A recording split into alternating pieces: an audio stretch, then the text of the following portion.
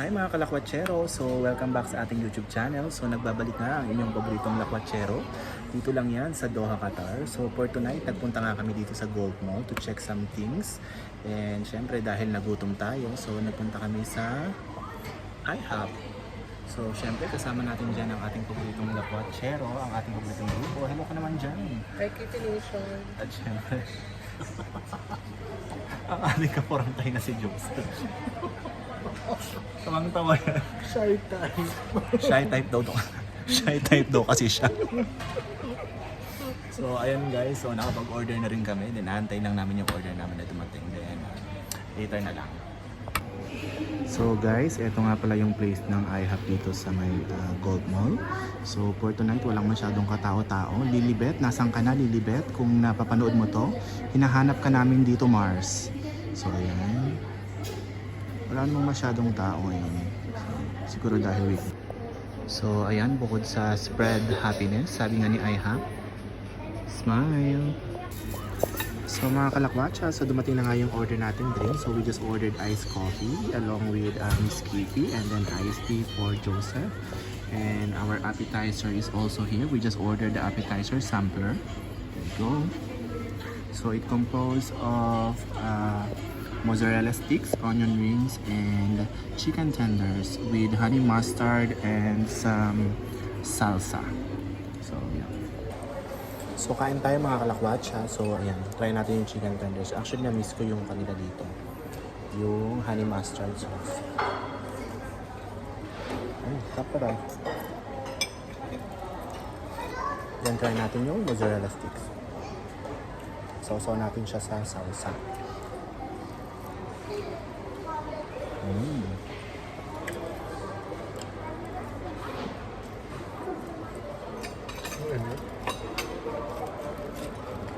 Then now, the onion rings.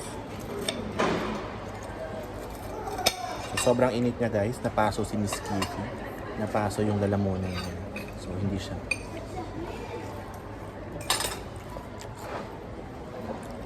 Sarap guys. Kain tayo.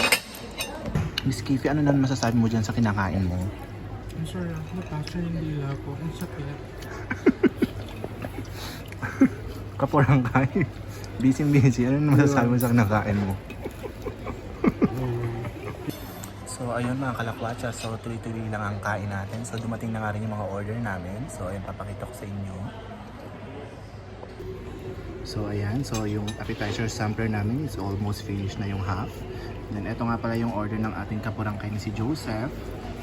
Ayan, so na-miss daw niya ang, ano nga to Seth? Nakalimutan ko yung pangalan nitong omelette mo. Yung omelette niya. Beef omelette, yeah? Beef steak omelette. Beef steak omelette, yeah. And then kay Kakiki naman is itong Alfredo pasta. Yung pa namang masarap at creamy. So halang inaantay natin yung order natin. So ayun lang, tuloy lang ang kain ng appetizer. So after 10 years mga kalakwatsero, mga ka-foodies, so dumating na rin yung order natin. So we ordered their chicken festa wrap. There you go. And then ito na rin yung pancake ng ating kapurangkay na si Joseph. Blueberry, di ba? Napakayaman sa blueberry. Kamag-anak kasi si Joseph nung manager. Yan. Ito na yung buong order namin. Ito na yung buong order namin, guys. Ayan. Kain pa more. Sarap yan. Ano naman masasabi mo sa pasta mo? Tastes like pasta. Seth, ano naman masasabi mo sa omelette mo? Wow. Sana magulit-ulit. Happy birthday, Seth. Birthday. Sa birthday. Sana Birthday. ma-omelette muli daw. Birthday niya ulit. Mga kalakwatsero. Naman yung ano niya, yung Alin? hashtag niya, sana ma-omelette muli. Okay. Sana ma-omelette ulit. So may pinagdadaanan ka ba? Sino ka dyan? Itlog. So mga kalakwatsa, so titikman natin ngayon yung peso chicken wrap nila kung masarap.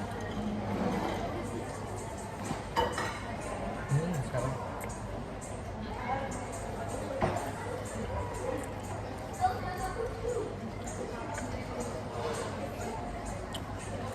Naha pa rin naman siya. Same pa rin siya nung lasa nung IHOP before sa Pilipinas. Fresh Para lang yung chips.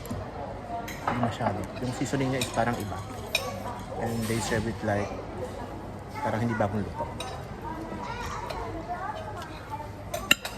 Cut na yan. Korean. Yun lang. Cut na. So, kain muna kami guys. Later na lang. So ayan mga kalakwatsa, tapos na kami kumain. So yan na lang yung natira. Hindi rin namin naubos dahil malaki naman yung serving niya.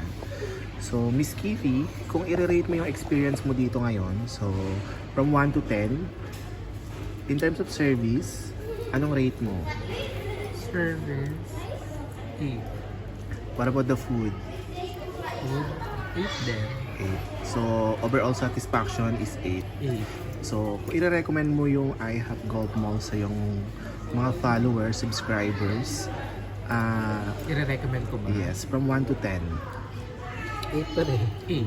8 pa din. Pero mas better yung nasa Ramada. Yung nasa Ramada, no? In terms of service, food, Tsaka yung ambience. yes, and ambience also in the location. Mas maganda ngayon nasa may Mas Ramada. maganda yung vibe. Yeah. Mas homey yung feel. Mas vibrant.